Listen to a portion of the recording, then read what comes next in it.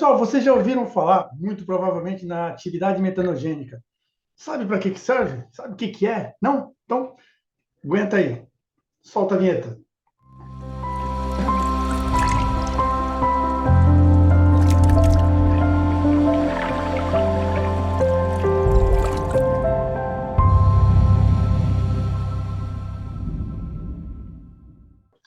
Olá a todos, olá a todas. Doutor Fábio, canal da Ecocres, o nosso programa Bate-Papo sobre Saneamento. Hoje trazemos para conversar um assunto associado aos processos anaeróbios, muito aplicado a reatores WASB. Você sabe o que é uma atividade metanogênica? Para que serve? Que informação que ela te dá? Como que você a obtém? Enfim, é uma ferramenta fundamental. E aí eu convido você a conhecê-la um pouco melhor nesse nosso bate-papo. Então, vamos lá? Amigos e amigas, aqui estamos então para conversarmos um pouco sobre atividade metanogênica. Bom, vou fazer uma breve contextualização. Estamos falando aí sobre assuntos associados a um reator anaeróbio de fluxo ascendente em manta de lodo, o ASB. Até convido vocês para que, se quiserem ver um bate-papo nosso sobre o ASB, ele já existe, está lá no comecinho, já tem um tempinho que nós o produzimos. Mas, enfim, o reator que aplica o processo WASB, ele tem essa configuração. Aliás, algumas coisas aqui são marcas registradas desse processo, que sem os quais não pode se chamar de qualquer coisa, menos de WASB. Refiro-me a essa estrutura aqui, o separador trifásico, carinhosamente chamado de chapéu, e a aplicação ascendente do esgoto, sem contar a formação da manta de lodo. Galera, essas são algumas marcas registradas do ASB. O que esse reator ele tem de tão particular, de tão peculiar, que o tornou um dos processos mais empregados, né, em boa parte das estações de tratamento de esgoto, não só aqui do Brasil, mas por aí afora? Sabe o que é? Vou contar para vocês. É isso aqui, ó. O esgoto, supondo 100% de DQO, ao passar por um reator do tipo WASB, bem dimensionado, bem construído, bem operado, o efluente vai sair com 10 a 30% de DQO, ou seja, a gente consegue atingir no mínimo uns 70% de remoção de DQO, uma remoção altíssima. É claro, eventualmente, o efluente gerado, mesmo com esse nível de remoção, pode não ter características típicas de lançamento quando se pensa em DBO. Mas o fato é que é inegável que a remoção de carga frente a um processo como esse anaeróbio, sem aporte energético, é muito interessante. Outras cocitas mais que o reator WASB nos entrega é a geração de biogás, a produção de metano. Na verdade, o biogás é uma mistura de metano, gás carbônico, um pouquinho de gás sulfídrico, se tudo correr bem, bem pouquinho, e outros gases, com uma predominância de metano quando o processo ele está bem equilibrado. E a geração de um lodo, de pouquíssimo lodo comparado com outros processos, e um lodo estabilizado, dadas as características dessa manta de lodo, permitir a incidência da respiração endógena, permitindo a estabilização do lodo ainda dentro do reator. Ou seja, o conjunto da obra faz esse processo ser muito, muito interessante. E como que se consegue tudo isso? O que faz com que esse processo entregue toda essa eficiência? Isso aqui, galera, o lodo granular anaeróbio que se forma aqui, na base do reator. O que nós chamamos de manta de lodo. São esses camaradinhas que aqui estão que fazem toda a diferença. E o que é esse lodo granular? Não, não é lodo granula, não, hein? É lodo granular anaeróbio. Opa! Lodo granular aeróbio, nós temos também um bate-papo sobre isso, convido-os a assistir. Ele se inspira na teoria do lodo granular anaeróbio. Mas nós estamos aqui, não se esqueçam, não percamos o foco. Estamos falando do lodo granular anaeróbio.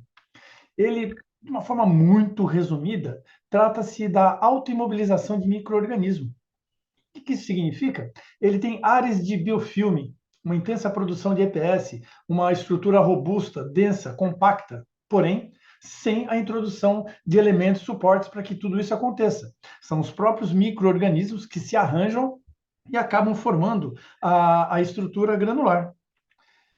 Existem algumas teorias que buscam explicar essa granulação. Ainda não há um consenso, porém, digamos que, vou mostrar aqui para vocês, os principais fatores que afetam diretamente essa granulação. E esse granula está me incomodando aqui na tela, viu? Bom, uma delas é as condições hidrodinâmicas do reator. A forma como o esgoto é aplicado e a forma como os gases originados da fermentação anaeróbia percolam, sobem, ascendem o reator.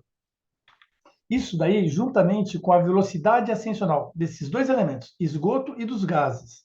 Aliás, uma condição também muito particular do reator WASB é a forma como o esgoto é aplicado ascensionalmente. É necessário que haja uma distribuição absurdamente uniforme em toda a base do reator para que ele desempenhe essa velocidade ascensional e crie essas condições hidrodinâmicas favoráveis para que ocorram tensão de cisalhamento. A passagem do esgoto e desses gases liberados pela fermentação dos processos anaeróbios acaba interagindo com a biomassa floculenta, e dessa interação, graças a essa tensão de cisalhamento, a biomassa ela tem dois caminhos. Ou ela vai se fragmentar, ou ela vai resistir. E ao resistir, ela começa aos poucos a adquirir uma forma esférica, assim como aconteceu com a formação do nosso planeta, aqui dos planetas de uma forma geral.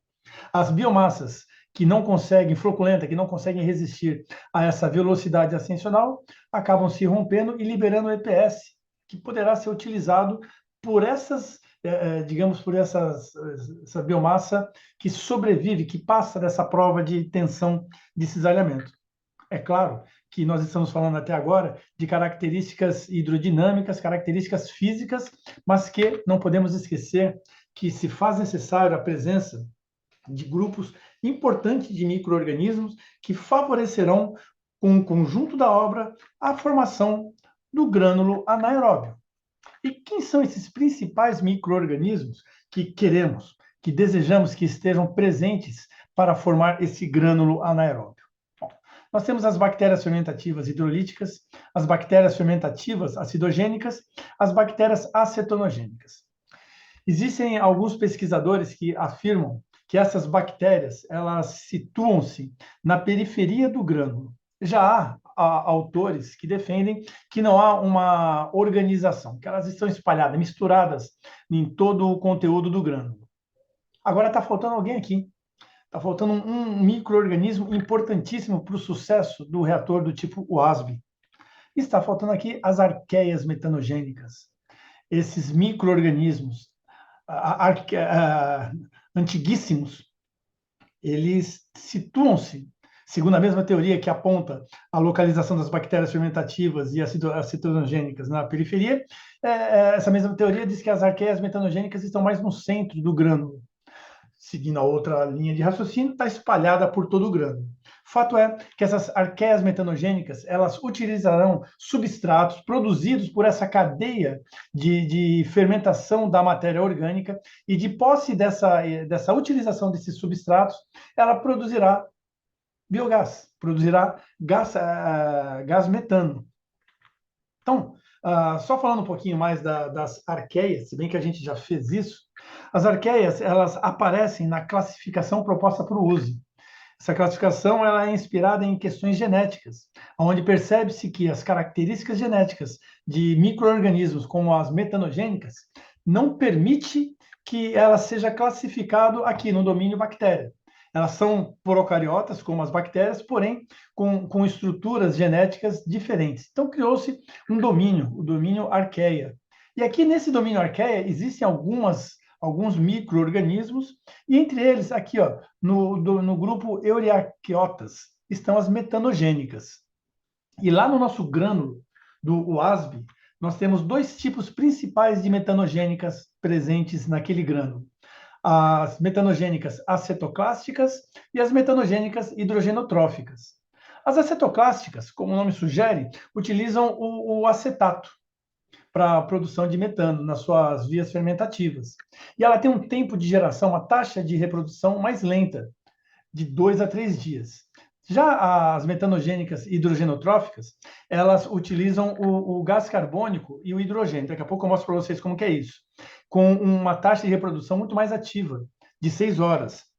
Por isso, essas arqueias metanogênicas, as hidrogenotróficas, elas são as mais comumente encontradas nos grânulos anaeróbios. E, como comentei agora um pouquinho para vocês, elas reduzem o gás carbônico a metano usando o hidrogênio como doador de elétrons, gerando assim água. Ou seja, as hidrogenotróficas, elas são as metanogênicas principais responsáveis pela eficiência de redução de matéria orgânica. Ok? E aí, então, a gente chega no assunto da nossa conversa, do nosso bate-papo, atividade metanogênica. Galera, atividade metanogênica específica, com nome e sobrenome, é a capacidade máxima de geração de metano pelo consórcio de micro-organismos presente no grânulo anaeróbio, ou no reator, na massa de lodo, na manta de lodo de um reator WASB, ou quiçá de algum outro processo anaeróbio. Porém, essa atividade metanogênica específica, ela é uma análise laboratorial, por isso ela é realizada em condições controladas, visando a viabilizar a máxima atividade desses micro-organismos na conversão de substratos orgânicos a metano. Vejam, por que a gente fala que é a capacidade máxima de produção de metano por um consórcio de micro-organismos anaeróbios, quando eu acabei de falar para vocês que são as arqueias metanogênicas que transformam a matéria orgânica em metano? Simplesmente porque, para que as arqueias metanogênicas possam converter a matéria orgânica em metano, é necessário que aquelas outras bactérias trabalhem nessa cadeia de sucessão à matéria orgânica via fermentação, para que chegue até essas arqueias um substrato ao qual elas consigam utilizar, seja ele o acetato ou o gás carbônico e o hidrogênio. Por isso é necessário que, quando a gente analisa a atividade metanogênica, é necessário frisar que nós estamos avaliando a atuação do consórcio de micro-organismos. É claro, com uma ênfase na eficiência da população metanogênica. Por quê? Porque é ela que nos dará o indicativo desse teste, já que nós vamos, como daqui a pouco eu mostro para vocês, medir metano.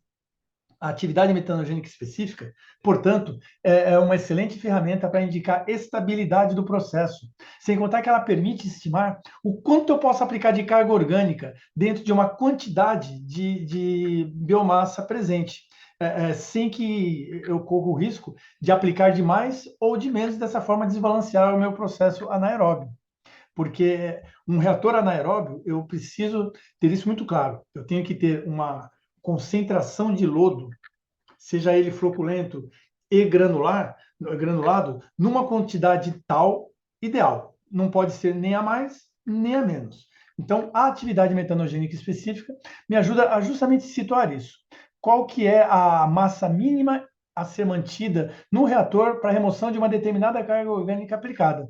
E com base nisso, eu conhecendo essa massa mínima de lodo que eu tenho que ter para essa determinada carga orgânica aplicada, eu consigo avaliar em determinadas circunstâncias se já está na hora ou não de eu descartar lodo do meu reator WASB. E aí eu consigo, dessa maneira, além de controlar a manta de lodo pela sua altura, através da análise de teor de sólidos ou sólidos totais ao longo do perfil de coleta que você consegue ter no reator WASB, você consegue também, com a AME, ter esse refino na adoção de procedimentos para descarte de lodos desses sistemas. Bom, o teste ele é relativamente simples de se entender.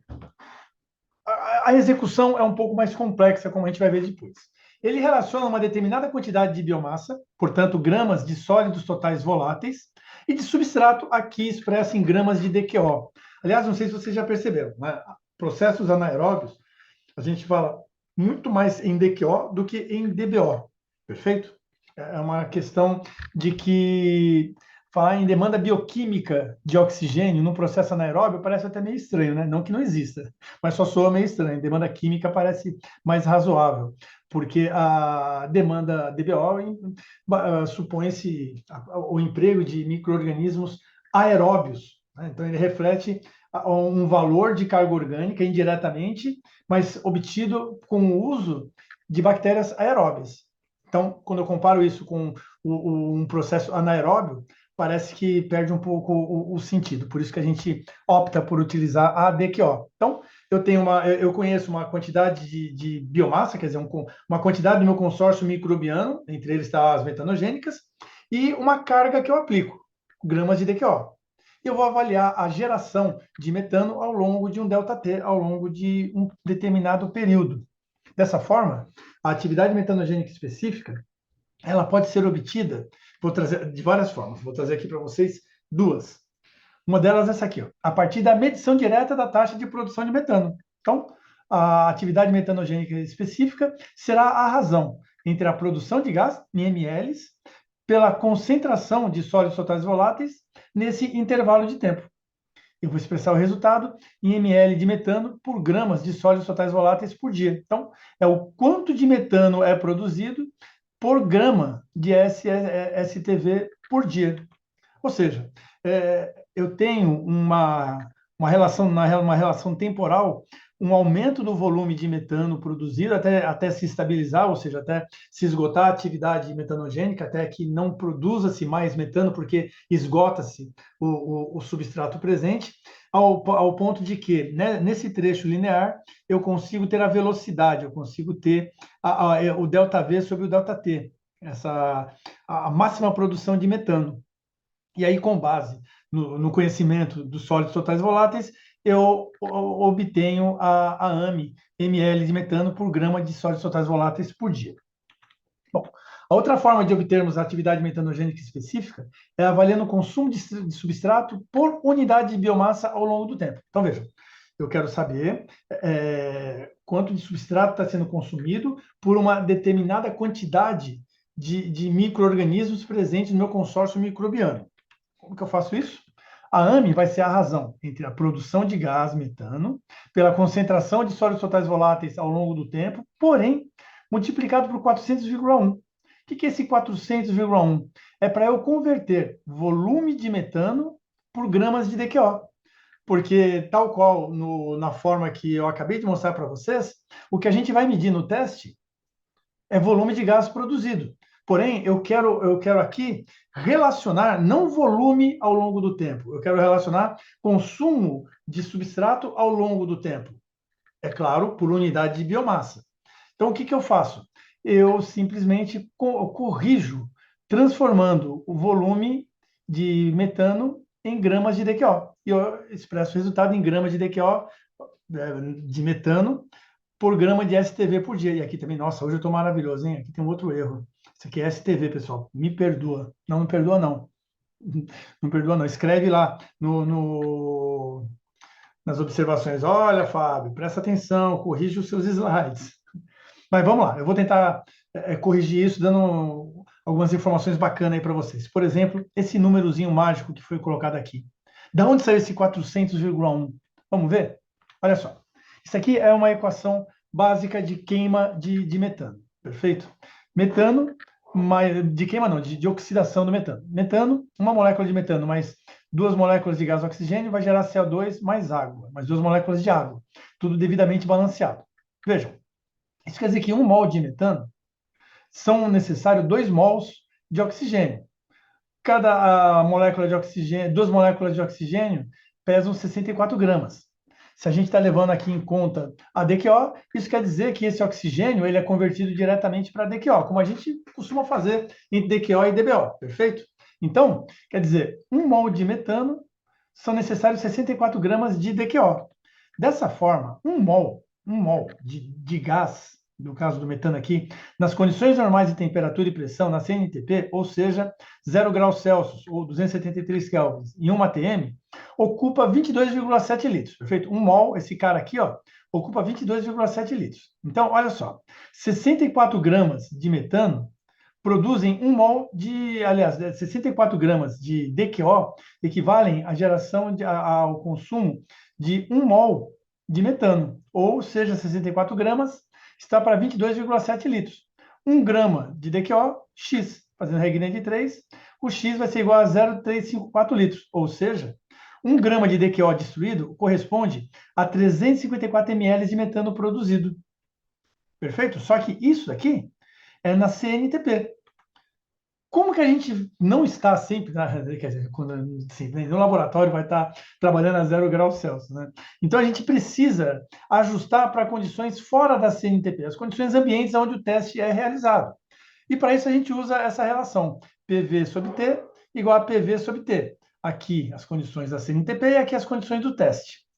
Supondo uma temperatura de 35 graus e pressão de 1 atm, lembrando que aqui eu converto para 308 Kelvin, como que se comportam os volumes? Aqui eu tenho na CNTP 1 atm vezes 22,7 litros dividido por 273 Kelvin, que vai ser igual a 1 atm vezes o volume que eu não conheço, dividido por 308 Kelvin. Se eu isolo aqui o V, me dá 25,61 litros. Ou seja, a 35 graus e 1 atm, 1 grama de DQO destruída corresponde a 400,1 ml de metano. Então, esse 400,1, ele é utilizado nesse equacionamento porque esse teste foi feito nessas condições de temperatura e pressão. Se você fizer o teste em outra temperatura, você necessita fazer essa correção e ver qual que é o número que você vai colocar aqui para converter o volume de gás formado em correspondência a gramas de DQO destruída. Perfeito? Facinho, né? Então, tá aqui, ó. Basta você mudar a temperatura para a temperatura que você vai realizar o teste. Pressão geralmente vai ser sempre um atm mesmo, né? Mas, enfim, você muda esses dois valores aqui e consegue achar esse coeficiente de correção e expressar a tua AMI em gramas de DQO por gramas de STV por dia. Perfeito? Bom, aqui ó, é só para mostrar para vocês que às vezes é muito importante a gente ter um norte. Você mandou fazer a atividade metanogênica específica do teu lodo, do teu ASB, você obteve o resultado, o que você faz com ele? Tá bom, tá ruim? Bom, aqui a gente tem, graças ao PAES, ele fez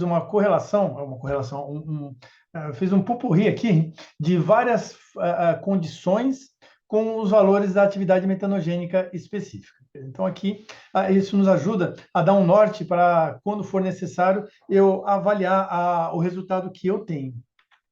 Agora, vejam só, essa talvez seja, além da atividade metanogênica específica, ela permitir avaliar se o meu reator ele está em equilíbrio e está produzindo um resultado eficiente. Quer dizer, se eu tenho o resultado da AMI, eu comparo com o da literatura, eu sei se a minha destruição de DQO por tempo está ok, dentro daquela quantidade de biomassa, ou eu sei se o meu volume de metano produzido por unidade de biomassa ao longo do tempo também está ok, ou se está abaixo, ou se de repente está até acima. Quer dizer, comparando o valor de AMI do meu lodo, obtido em laboratório, com o valor de AMI da literatura, eu consigo mensurar o quão o meu processo está bom ou necessita de ajuste. Então, essa é uma das informações que essa atividade metanogênica específica nos entrega. A outra é isso aqui, ó, avaliar a massa mínima de lodo no reator. A massa mínima, o mínimo que eu tenho que ter de lodo no reator é a razão entre a carga removida de DQO pela atividade metanogênica específica. Então, vamos lá. Vamos supor aqui um exemplozinho. Uma estação que tem uma vazão de 10 metros cúbicos hora com uma DQO do esgoto afluente de 500 miligramas por litro. A carga de DQO, como a gente já deve saber, é vazão vezes a concentração de DQO. Então, a carga de DQO vai ser 10 vezes 24 vezes 500 dividido por 1.000. Isso aqui, o 24.000, é apenas para ajustar a unidade. Aqui eu estou transformando para dias e aqui eu estou transformando para quilos. Portanto, essa continha de padeiro vai dar um resultado de carga de DQO de 480 quilos por dia. Vamos supor que essa estação esteja com uma eficiência de 50% de remoção de DQO. Logo, a carga removida de DQO é a carga aplicada, essa aqui, vezes a eficiência, essa aqui. Portanto, 480 vezes 0,5, a carga removida de DQO é de 240 quilos por dia. Pronto. Aí agora o que eu tenho que fazer aqui? Tem dois caminhos.